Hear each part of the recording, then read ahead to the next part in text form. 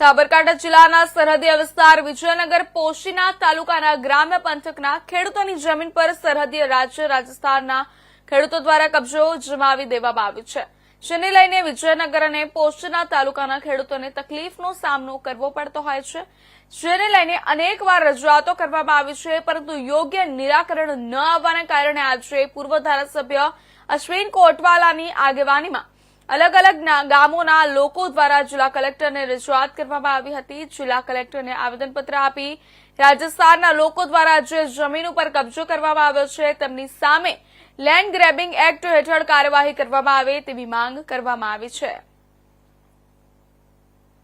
રાજસ્થાન અને ગુજરાત બંને રાજ્યોના સરહદનો પ્રશ્ન ઘણા સમયથી ચાલે છે। એના માટે ત્યાંના લોકોએ ને બધાએ રજૂઆત કરી હતી।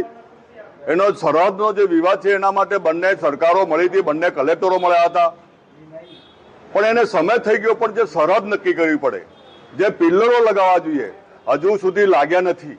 એના લીધે આ વિવાદ ઉભો રહ્યો છે। હવે પરિસ્થિતિ એવી પેદા થઈ છે કે જે ગુજરાતના આદિવાસીઓની જે રેવન્યુની જમીન છે, ફોરેસ્ટ ખાતામાં તો રાજસ્થાનના લોકો ઘૂસી જ ગયા છે, પણ રેવન્યુની જમીનની અંદર આદિવાસી ત્યાંના રાજસ્થાનના લોકો ઘૂસી ગયા છે। તો અમે કલેક્ટરશ્રીને રજૂઆત કરી કે આને તાત્કાલિક તપાસ કરીને લેન્ડ ગ્રેબિંગનો જે કાયદો આપણે ગુજરાતની અંદર બનાવ્યો છે, તો એ કે જે ઘૂસી ગયા છે એ રાજસ્થાનના ખેડૂતો, એના ઉપર લેન્ડ ગ્રેબિંગનો કેસ કરવો જોઈએ, એવી વાત અમે આજે કલેક્ટરશ્રીને કીધું છે અને રજૂઆત પણ કરી છે।